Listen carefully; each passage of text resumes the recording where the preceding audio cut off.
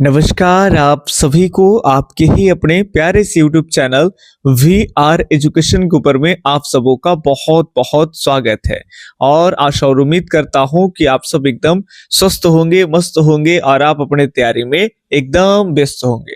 चलिए, मैं भारती सर पटना से और संगीत के कुछ खास इंपॉर्टेंट प्रश्नों को लेकर के हम आपके सामने आए हैं। और एक बात और करना चाहेंगे कि जो है अभी प्रभाकर वाले को संगीत में खास करके केवीएस की भर्ती में जो है वो आपके पहले मान्यता नहीं दी जाती थी, तो अब प्रभाकर वाले भी जो है उनको मान्यता मिल गई है।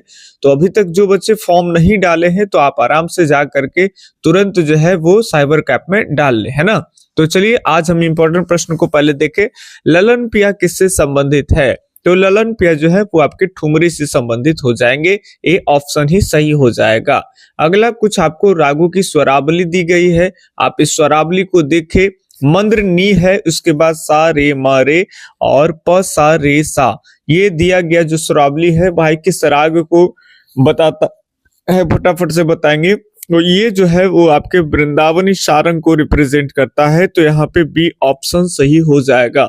अगला इंपॉर्टेंट प्रश्न है, अगले प्रश्न है कि 16 बटा आपका 15 किसका गणितीय मूल्य है? बताएंगे किसका गणितीय मूल्य है। तो ये आपके 16 बटा 15 जो है वो दो श्रुति वाले का गणितीय मूल्य है। और दो श्रुति वाले स्वर कौन कौन से होते हैं? तो ग और नी जो है इनकी दो श्रुतियां होती है, ठीक है। तो बताएंगे कि तीन श्रुतियां वाले जिनमें रे और धा आते हैं उनका गणितीय सूत्र क्या होगा, ये कमेंट करके आप बताएंगे।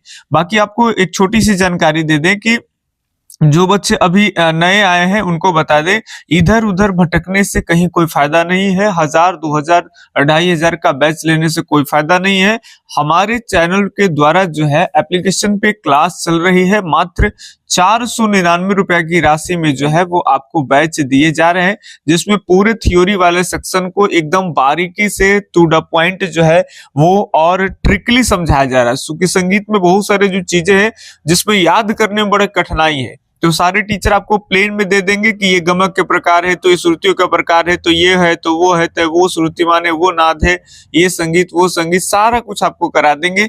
याद करने का तरीका आपको आसान नहीं बताएंगे, जो कि हमारा बैच इस मुश्किल को दूर कर रहा है। एकदम शॉर्ट वे में सभी चीजों को याद कराने का प्रयास किया जा रहा है, क्लास में ही याद की गारंटी है, ठीक है। तो आप इस बैच से जरूर जुड़ सकते हैं, बहुत कम फी भी है। साथ साथ आपको केवल क्लास ही नहीं मिल रहा है, क्लास के साथ साथ आपको नोट्स भी मिल रहा है, जो कि बहुत सारे लोग नोट्स आपको प्रोवाइड नहीं करते हैं। तो जैसे जैसे क्लास है वैसे वैसे हैंड रिटन नोट्स भी आपको दिए जा रहे हैं, ठीक है। कहाँ मिलेगा? तो आप मेरे नंबर पे संपर्क कर सकते हैं। लिखिए अभी मेरा नंबर 8825 और 376551। आप इस नंबर पे कॉल या व्हाट्सएप कर करके आप हमसे संपर्क कर करके, ठीक है, बैच में आप इनरोलमेंट हो सकते हैं। खैर, अगले सवाल की तरफ बढ़ते हैं। तो अगला सवाल ये रहा कि मार्ग ताल कितने हैं। यहाँ तो आपके कुछ हल्के कुछ भारी सब तरह के मिली जुली प्रश्न है, लेकिन जब एक बार आप संगीत की थ्योरी को कवर कर लेते हैं तो कहीं भी आप क्वेश्चन लगाएंगे तो अच्छे खासे परसेंटेज में आपके क्वेश्चन बनने शुरू हो जाएंगे, है ना, और आप रिजल्ट के करीब हो जाएंगे। मार्ग ताल कितने हैं? तो मार्ग ताल आप सब जानते हो कि मार्ग ताल कितने हो जाएंगे? 5 हो जाएंगे। अगले सवाल की बात कर लेंगे। तो अगला सवाल है कि ठेका कितनी आवृत्ति का होता है। ये बताएंगे कि ठेका जो है वो कितनी आवृत्ति का होता है। तो ठेका जो होगा वो आपकी 1 आवृत्ति का होगा। सही जवाब बी ऑप्शन। यहाँ ए भी खाली आपको लगाते चलेंगे, बाकी ये सब जब थ्योरी वाला आएगा तो वहां आपको ट्रिकली और एकदम डीपली भी समझाया जाएगा।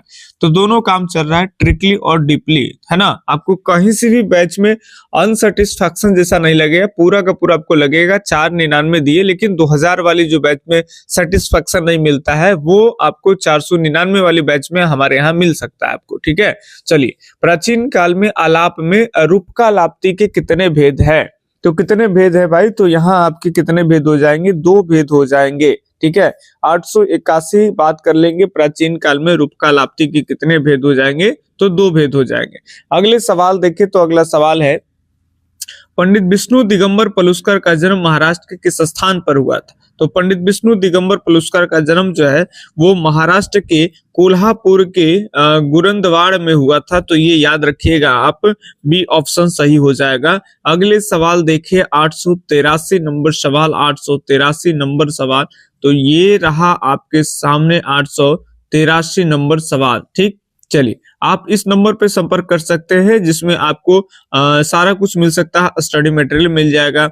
इसके अलावा में आपको बैच मिल सकता है। आप इस नंबर 8825376551 पे कांटेक्ट कर सकते हैं। ठीक है, चलिए आपकी बात सीधी भारती सर से हो जाएगी। और कहीं भी आप बैच लिए, कहीं डाउट है, कहीं कुछ पूछना है, किसी संगीत की चीजों पे आपको बात विवाद करना है, तो उससे आप डायरेक्ट जो है वहां हमसे बात कर सकते हैं।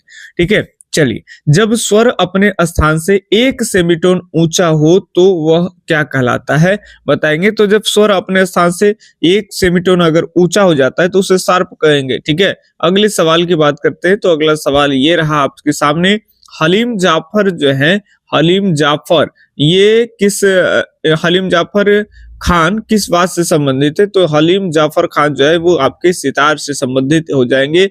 ये ऑप्शन सही है। अगले सवाल है कि कंठे महाराज का संबंध, तो आप सब जानते हो कंठे महाराज तबला वादक से संबंधित है और बनारस घराना से है ना, तो ये आपके सही हो जाएंगे। अगले सवाल जो है उस्मान खां किस घराने से है, तो उस्मान खां दिल्ली घराने से हो जाएंगे। ये ऑप्शन सही हो जाएंगे। अगला सवाल है पी शंभमूर्ति कौन थे, तो पी शंभमूर्ति जो है वो आपको एक प्रकार के संगीतज्ञ, संगीत शास्त्री हो जाएंगे। तो डी ऑप्शन यहाँ पे सही हो जाएगा। ठीक, अगले सवाल देखें कि भुर्जी खां का संबंध है। 10 से भी ज्यादा प्रश्न आपको कराने का प्रयास कर रहे हैं। ठीक है, भुर्जी खां का संबंध किस घराने से है, तो भुर्जी खां का संबंध यहाँ पे जो है वो आपके जयपुर घराना सही जवाब हो जाएगा, जयपुर घराने से है।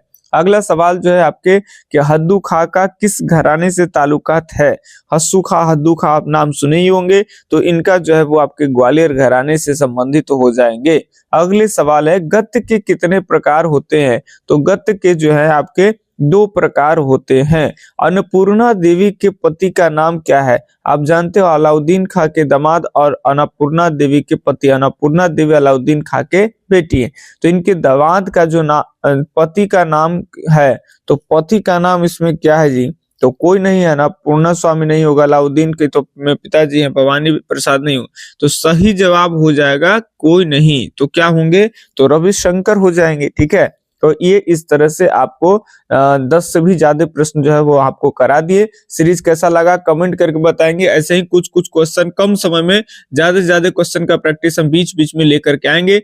जो लोग चाहते हैं कि सर हम एक बार प्रैक्टिस सीट लेना चाहते हैं, तो आप बिल्कुल ले सकते हैं। 1000 प्रश्न तक जो है आपका स्टेट, टीजीटी, पीजीटी हर राज्य के जो आपका एग्जाम है उनके लेवल तक है। और बाकी आपको 1000 के बाद आपको 1500 क्वेश्चन यानी 2500 तक जो है वो आपके बनाए गए हैं, खास करके बीपीएससी के बच्चों के लिए। तो आप दोनों ले सकते हैं कि अगर आप 1000 क्वेश्चन ले पा रहे हैं तो 1000 जो क्वेश्चन है वो आपको दिए जाएंगे 199 रुपया की राशि में। और अगर आप बीपीएससी के लिए 1500 का क्वेश्चन का प्रैक्टिस सेट लेना चाहते हैं तो वो मिल जाएगा आपको कितने में, तो वो मिलेगा 299 रुपया में, है ना।